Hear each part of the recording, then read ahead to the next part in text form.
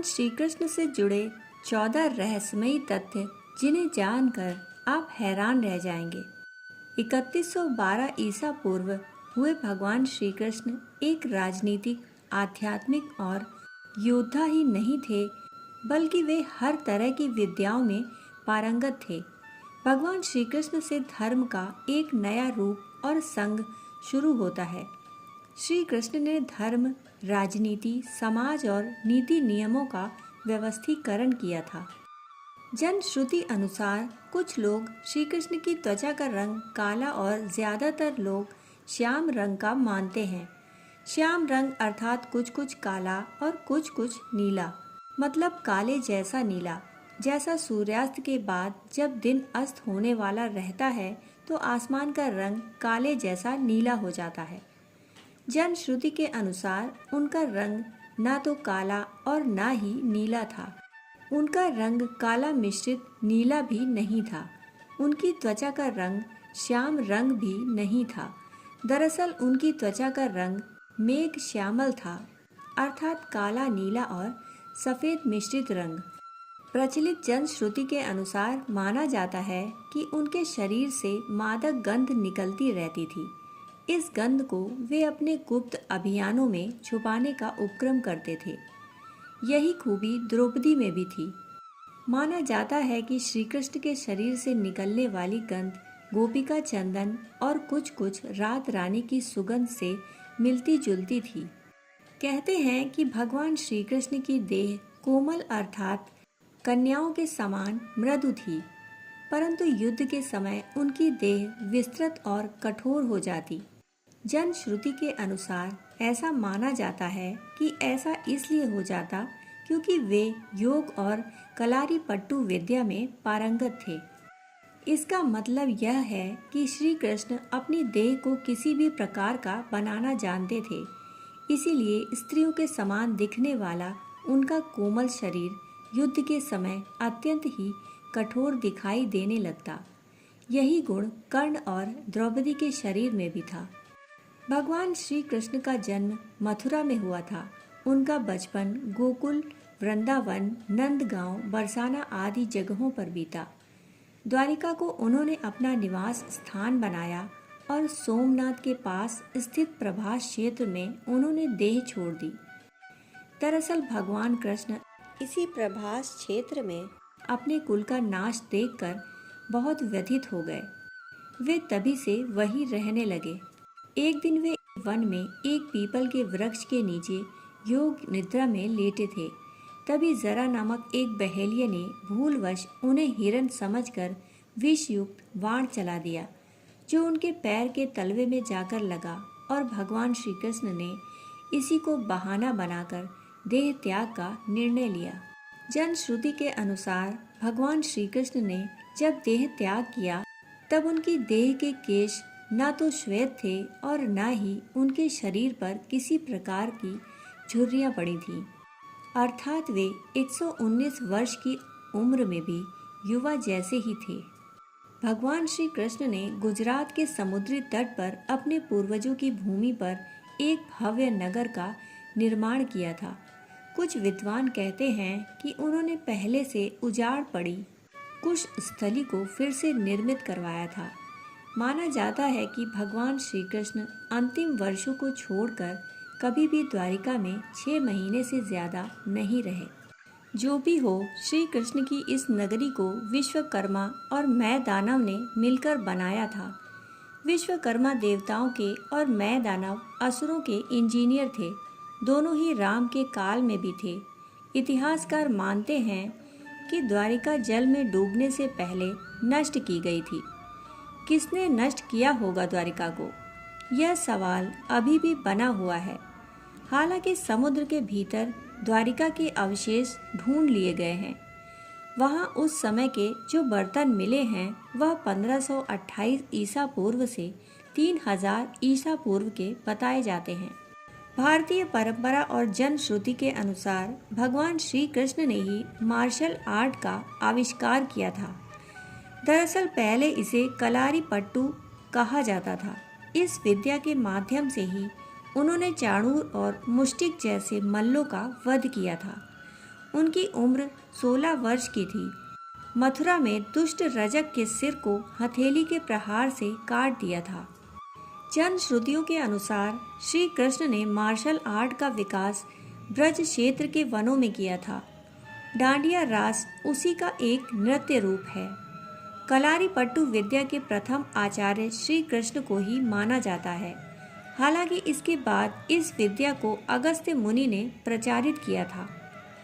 इस विद्या के कारण ही नारायणी सेना भारत की सबसे भयंकर प्रहारक सेना बन गई थी। श्री कृष्ण ने ही कलारीपट्टू की नींव रखी, जो बाद में बोधि धर्मन से होते हुए आधुनिक मार्शल आर्ट में विकसित हुई। बोधि धर्मन के कारण ही यह विद्या चीन, जापान आदि बौद्ध राष्ट्रों में खूब फली फूली। आज भी यह विद्या केरल और कर्नाटक में प्रचलित है। श्री कृष्ण ने इस विद्या को अपनी नारायणी सेना को सिखा रखा था। डांडिया रास इसी का एक रूप है। श्री कृष्ण के पास यूं तो कई प्रकार के दिव्यास्त्र थे, परंतु श्री कृष्ण को भगवान परशुराम ने सुदर्शन चक्र प्रदान किया था, तो दूसरी ओर वे पाशुपतास्त्र भी चलाना जानते थे। पाशुपतास्त्र शिव के बाद श्री कृष्ण और अर्जुन के पास ही था। इसके अलावा उनके पास प्रस्वपतास्त्र भी था, जो शिव, वसुगण, भीष्म के पास ही था। प्रचलित मान्यता के अनुसार कृष्ण ने असम में वाणासुर और भगवान शिव से युद्ध के समय माहेश्वर ज्वर के विरुद्ध वैष्णव ज्वर का प्रयोग कर विश्व का प्रथम जीवाणु युद्ध लड़ा था। श्री कृष्ण से प्रद्युम्न का और प्रद्युम्न से अनिरुद्ध का जन्म हुआ। प्रद्युम्न के पुत्र तथा कृष्ण के पौत्र अनिरुद्ध की पत्नी के रूप में उषा की ख्याति है। अनिरुद्ध की पत्नी उषा शोणितपुर के राजा वाणासुर की कन्या थी। अनिरुद्ध और उषा आपस में प्रेम करते थे। उषा ने अनिरुद्ध का हरण कर लिया था। वाणासुर को अनिरुद्ध उषा का प्रेम पसंद नहीं था। उसने अनिरुद्ध को बंधक बना लिया। वाणासुर को शिव का वरदान प्राप्त था। भगवान शिव को इसके कारण श्री कृष्ण से युद्ध करना पड़ा। अंत में देवताओं के समझाने के बाद यह युद्ध रुका था। भगवान श्री कृष्ण 64 कलाओं में दक्ष थे। एक ओर वे सर्वश्रेष्ठ धनुर्धर थे, तो दूसरी ओर वे द्वंद्व युद्ध में भी माहिर थे। कृष्ण के बारे में अक्सर यह कहा जाता है कि उनकी 16,000 पट रानियां थीं, परंतु यह तथ्य गलत है। उनकी मात्र 8 पत्नियां थीं। कृष्ण की जिन 16,000 पट रानियों के बारे में कहा जाता है, दरअसल वे सभी भौमासुर, जिसे नरकासुर भी कहते हैं, उसके यहाँ बंधक बनाई गई महिलाएं थीं, जिनको श्री कृष्ण ने मुक्त कराया था।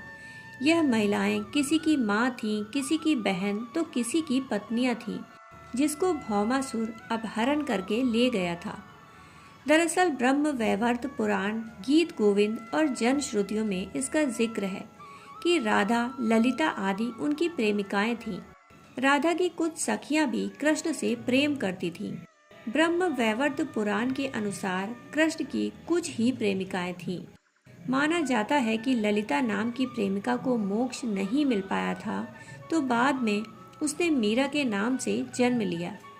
श्री कृष्ण की प्रेमिका राधा का जिक्र महाभारत में कहीं भी नहीं मिलता। इसके अलावा सबसे पुराने हरिवंश और विष्णु पुराण में भी राधा का जिक्र नहीं मिलता। भागवत पुराण में भी राधा का जिक्र नहीं है। ब्रह्म वैवर्त पुराण के बारे में कहा जाता है कि संभवतः यह चाणक्य या गुप्त काल में लिखा गया था। ऋषि संदीपनी को जब गुरु दक्षिणा मांगने के लिए कहा गया, तब गुरु ने कहा कि मेरे पुत्र को एक असुर उठा ले गया है, आप उसे वापस ले आएं तो बड़ी कृपा होगी। श्री कृष्ण ने गुरु के पुत्र को कई जगह ढूंढा और अंत में वे समुद्र के किनारे चले गए, जहां उन्हें पता चला कि असुर उसे समुद्र में ले गया है, तो श्री कृष्ण भी वहीं पहुंच गए। बाद में पता चला कि उसे तो यमराज ले गए। तब श्री कृष्ण ने यमराज से गुरु के पुत्र को हासिल कर लिया और गुरु दक्षिणा पूर्ण की। अभिमन्यु का विवाह महाराज विराट की पुत्री उत्तरा से हुआ। महाभारत युद्ध में अभिमन्यु वीर गति को प्राप्त हुए। जब महाभारत का युद्ध चल रहा था, तब उत्तरा गर्भवती थी।